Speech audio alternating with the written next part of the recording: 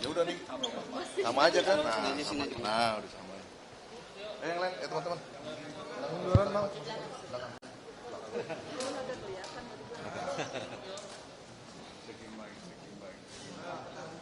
Siapa lagi tuh? Pak.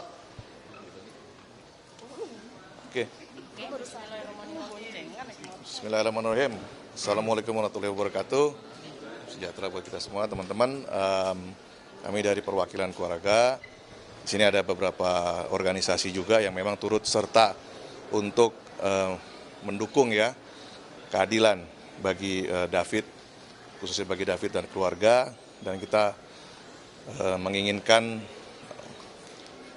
keadilan itu benar-benar ditegakkan dan hukuman memang seberat-beratnya bagi yang melakukannya atau pelaku beserta orang-orang yang mendukung kegiatan tersebut ya atau penganiayaan tersebut. Apakah mungkin ada pertanyaan dari teman-teman yang lain? Tadi suasana pas proses diversi dilakukan tuh gimana? Anda ikut di dalam musyawarah nggak tadi? Dari pihak itu gimana tadi? Untuk detail mengenai hal tersebut nanti Bang Rustam ya akan Bang Ismul akan menjelaskan. Nanti untuk mengenai keadaan atau support dari berbagai organisasi yang ada mendukung ini nanti saya bisa menjelaskan. Bang Ismul kalau mau jelaskan silakan. Untuk mengenai diversi. Oh iya.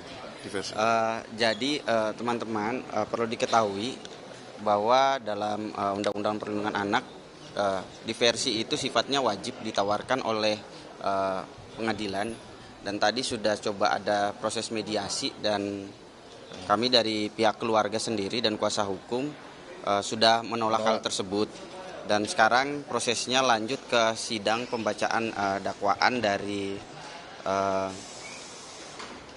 hakim untuk AG. Untuk selanjutnya karena tadi kita juga terbatas dan karena sidang anak ini tertutup, jadi kami hanya dapat update dari via WA. Jadi kita juga masih sama-sama menunggu. Mungkin nanti akan lebih jelas setelah ini kuasa hukum dari David yang nanti akan menjelaskan prosesnya seperti apa di dalam. Tapi intinya tadi bahwa proses diversi sudah ditolak.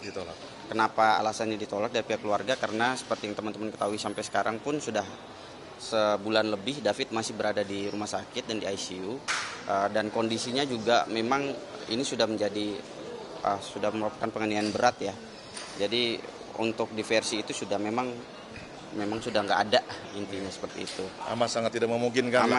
Amat sangat tidak memungkinkan. Dan kami juga memohon dari ini pada masyarakat semua untuk terus mengawal proses hukum agar hukum dapat ditegakkan seadil-adilnya sehingga semua dapat mendapatkan keadilan sesuai dengan porsinya masing-masing, terlepas apakah itu anak maupun sudah dewasa.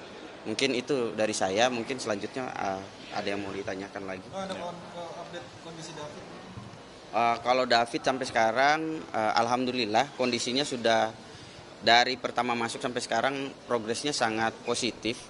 Namun kalau dikatakan sembuh, kan saya juga melihat di beberapa media sudah bisa berdiri tegak, itu sebenarnya belum. Bukan. Karena masih dibantu pakai tempat alat terapi itu karena merupakan fisioterapi yang dilakukan dari pihak tim dokter, karena David sudah hampir sebulan terbaring di tempat tidur, otot-ototnya tidak digerakkan sehingga ada penyusutan. Jadi harus ada fisioterapi untuk tadi bagaimana ada pemulihan otot dari kondisi David sendiri.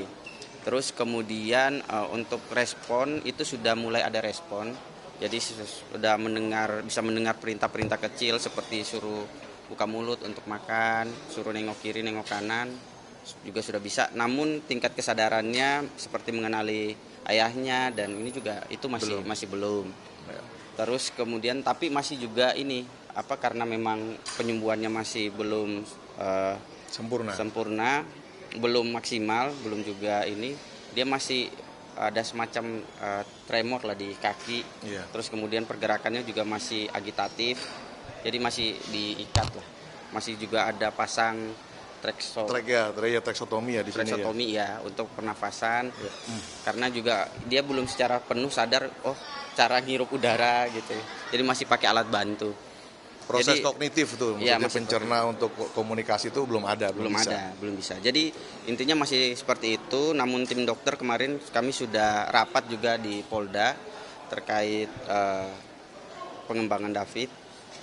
kondisinya ke depan. Mungkin nanti akan ada update lebih lanjut setelah ini di rumah sakit. Kami juga mungkin habis dari sini langsung ke rumah sakit. Bang, mau izin tanya, maaf, ada rencana mungkin pihak keluarga melarikan ke luar negeri, rumah sakit mana atau pengobatan herbal atau gimana?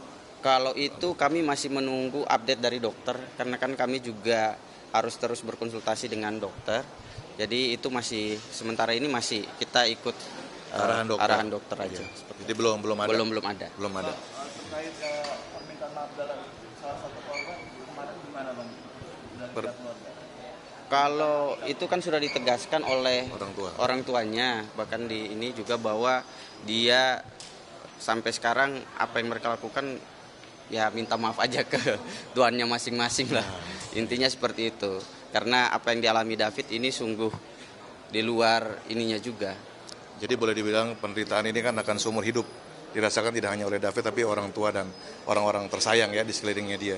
Ya termasuk kami semua yang ada di sini hadir merasakan hal tersebut. Jadi kami sukarela datang ke sini ya untuk memberikan dukungan pada orang tua, untuk menyemangati David yang tidak mungkin bisa kembali lagi mungkin ya.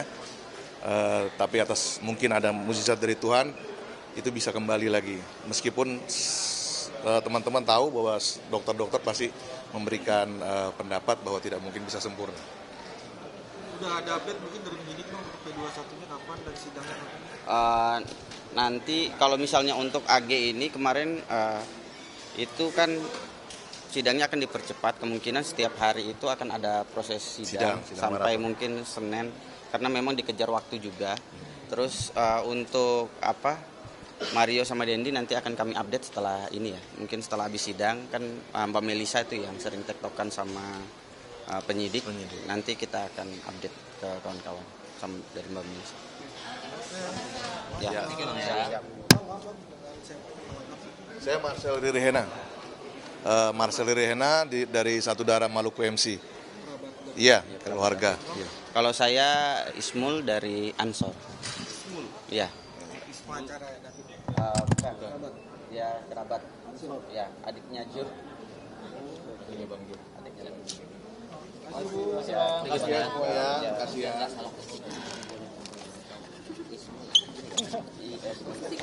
Nama lengkap boleh nggak sih? Azam. Azam begini ya. Azam. Azam. Ya.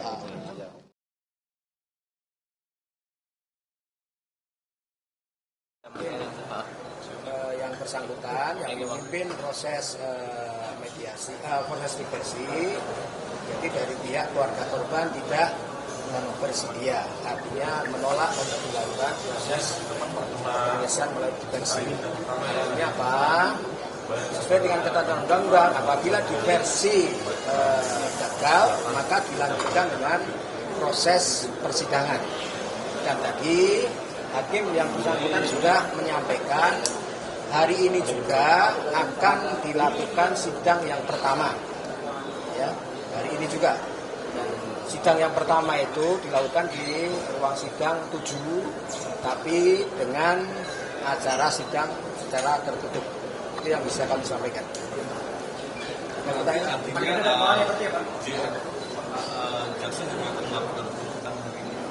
Nah, kalau sidang pertama tentu agendanya adalah pembacaan surat dakwaan. Ada lagi? Ya. Cukup? Ya. Kira-kira beberapa waktu lagi, paling tidak setengah jam. Tadi musyawarah di diversi berapa lama? Kurang lebih setengah jam ya, dimulai dari jam 10.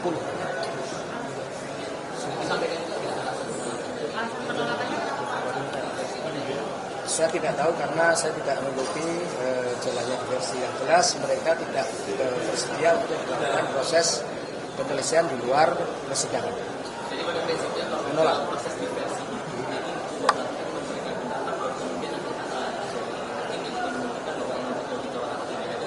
Yang jelas syarat utama untuk diversi itu kan ada kesediaan dari kedua belah pihak terutama untuk menempuh proses penyelesaian di luar pengadilan. Tapi kalau sejak awal salah satu pihak menyatakan tidak ingin menyelesaikan proses penyelesaian di luar pengadilan, ya tentu deadlock.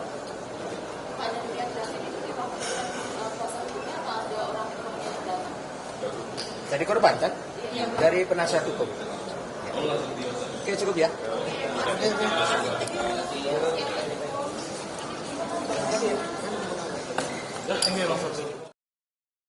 Untuk dari berkas Mario dan juga Shane masih dalam tahap proses menunggu begitu, dan kalau untuk dari pihak AG sendiri memang tadi sudah disebutkan sebelumnya bahwasanya prosesnya sudah lengkap begitu ya, sehingga di sini memang kami masih mengupdate informasi terbaru terkait dari status daripada berkas Mario dan juga Shane begitu, Woro.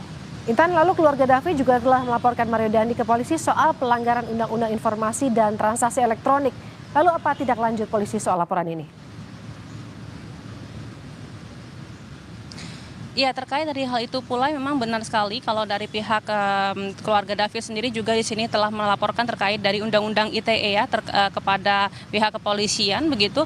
Dan untuk dari hal ini pula kami masih menunggu konfirmasi yang tadi kami juga sudah menanyakan begitu secara langsung kepada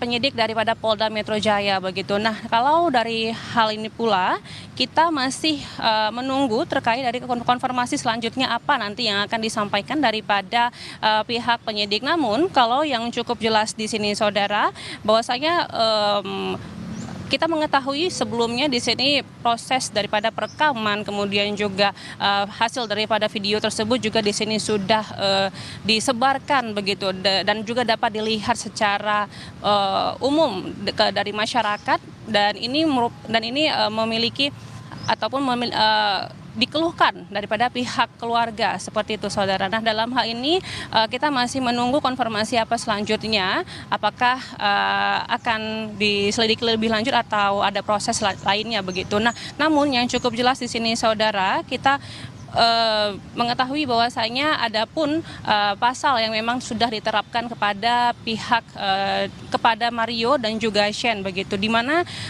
sebelumnya kalau dari pihak Mario dan juga Shane di sini diterapkan pasal 76C jungto pasal 80 Undang-Undang Perlindungan Anak subsidiar pasal 351 ayat 2 KUHP kini akan ditambah kembali oleh pasal baru begitu, yakni akan ditambah terkait dari pasal 354 dan juga pasal 353 KUHP, yakni di sini dengan sengaja untuk melukai berat orang lain dan juga melakukan tindak penganiayaan terencana yang mengakibatkan luka berat kepada seseorang. Dan dalam hal ini sendiri nantinya pihak daripada Mario dan juga Shane ini sendiri akan dijerat terkait dari pasal tersebut dengan ancaman jeratan hukuman sampai dengan 12 tahun penjara. Woro. Intan Azhar dari Polda Metro Jaya, terima kasih atas laporan Anda. Dari Polda Metro Jaya kita bergeser ke Pengadilan Negeri Jakarta Selatan untuk mengetahui perkembangan terkini proses musyawarah diversi AGD. Segera bergabung dengan jurnalis Kompas TV, ada Tifal Solesa di sana. Siang Tifal, keluarga korban David Ozora di berbagai kesempatan juga tegas menolak diversi pelaku anak AG. Apakah mereka sudah hadir dalam musyawarah ini?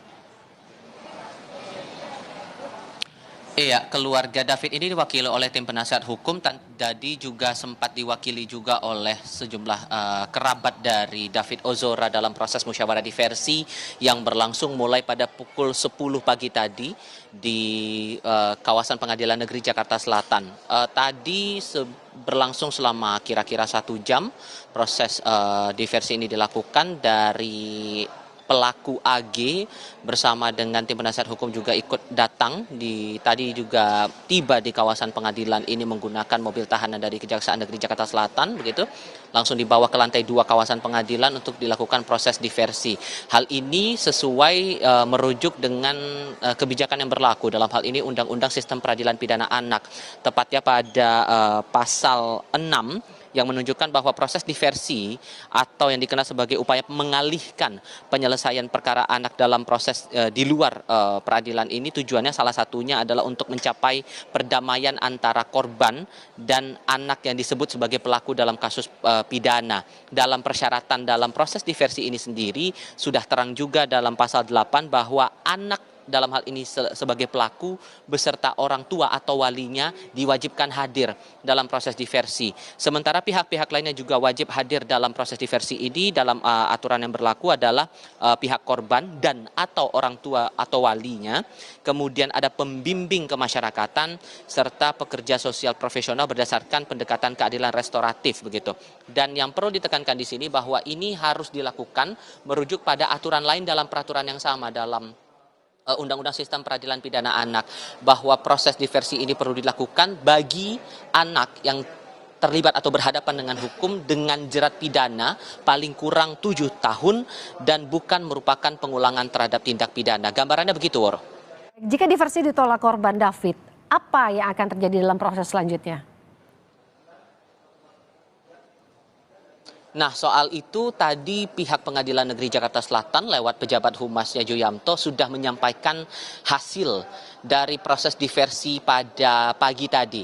Yang pada intinya dari proses musyawarah pihak korban menolak proses diversi dan berharap proses ini dilanjutkan ke tahap pidana. Lebih lengkap ini pernyataan dari Joyamto yang kami temui beberapa saat lalu. Oleh hakim yang bersangkutan yang memimpin proses mediasi, proses diversi. Jadi dari pihak keluarga korban tidak bersedia, artinya menolak untuk dilakukan proses penyelesaian melalui diversi. Artinya apa? Sesuai dengan ketentuan undang-undang, apabila diversi gagal, maka dilanjutkan dengan proses persidangan. Dan tadi hakim yang bersangkutan sudah menyampaikan hari ini juga akan dilakukan sidang yang pertama. Ya, hari ini juga. Dan sidang yang pertama itu dilakukan di ruang sidang 7, tapi dengan acara sidang secara tertutup. Merujuk pada pasal 13 Undang-Undang Sistem Peradilan Pidana Anak bahwa proses peradilan pidana anak dapat dilanjutkan apabila salah satu poinnya adalah proses diversi tidak menghasilkan kesepakatan. Dalam pasal sebelumnya diterangkan pada pasal 9 ayat 2 bahwa kesepakatan dari diversi harus mendapatkan persetujuan korban dan atau keluarga anak korban serta kesediaan anak dan keluarganya. Sehingga dengan tidak bersedianya pihak keluarga korban ini untuk melakukan proses diversi, proses peradilan dilanjutkan hari ini juga. Joyamto menyampaikan bahwa proses sidang pertama terhadap AG dilangsungkan kira-kira setengah jam dari sekarang begitu ya gambarannya.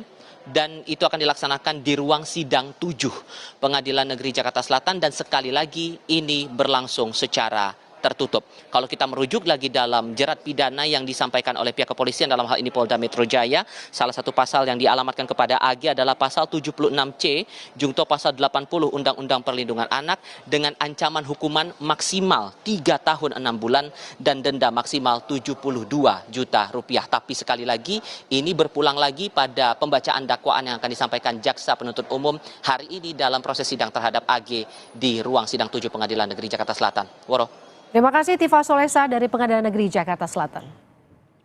Saudara, keluarga David Ozora Latumahinina tegas menutup pintu damai dalam musyawarah diversi perkara pidana anak berinisial AG, juga kekasih Mario Dandi yang hari ini baru dimulai.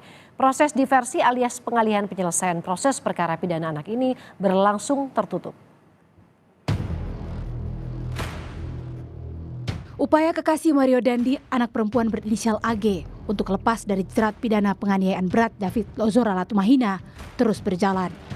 Sebelum mulai persidangan pidana, musyawarah diversi alias pengalihan penyelesaian proses perkara pidana anak menjadi di luar peradilan pidana digelar hari Rabu di Pengadilan Negeri Jakarta Selatan dengan Hakim Tunggal Sri Wahyuni. Kenapa harus ditempuh proses diversi dulu?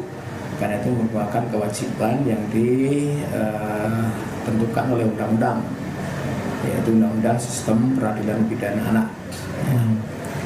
Adapun nanti di dalam proses diversi besok, apakah berhasil atau gagal, itu tetap harus dinyatakan tegas di forum musyawarah diversi tersebut. Kami bikin berita acara tentang proses diversi. bisa saja berhasil, bisa saja gagal. Nah, bagaimana kalau gagal? Kalau gagal baru nanti akan diteruskan ke tahap persidangan. Namun, pintu damai untuk anak remaja berusia 15 tahun ini tegas ditutup keluarga korban David Ozora. Surat penolakan diversi untuk AG sudah disiapkan. Kita juga sudah siapkan kok penolakan diversinya. Ya, diversi kan memang hanya untuk pelaku anak. Kalau pelaku dewasa nggak ada sama sekali peluang itu ya. Restoratif justice juga untuk pelaku dewasa sudah tertutup karena bukan tipiring, bukan tindak pidana ringan. Urusan proses restitusi atau ganti rugi termasuk biaya material yang timbul dalam proses pemulihan David Ozora setelah menjadi korban penganiayaan berat Mario Dandi dibahas Selasa sore di Mapolda Metro Jaya. Perwakilan Kementerian Pemberdayaan Perempuan dan Anak, Komisi Perlindungan Anak Indonesia, Lembaga Pelindungan Saksi dan Korban, hingga pihak rumah sakit tempat David dirawat ikut hadir. Proses ganti rugi dan pemulihan ini dilakukan sesuai dengan ketentuan dan aturan yang berlaku, sehingga Mario Dandi dan Shane Lucas serta AG wajib memenuhi hal tersebut. Remaja perempuan yang juga disebut sebagai mantan kekasih David Ozora itu ditetapkan sebagai pelaku karena dinilai tidak berusaha mencegah dan cenderung membiarkan terjadinya penganiayaan. AG justru memberi kesempatan dan membantu tindak penganiayaan terhadap David. Minta Sherlock. Ketiga, mengajak agar turun ke bawah.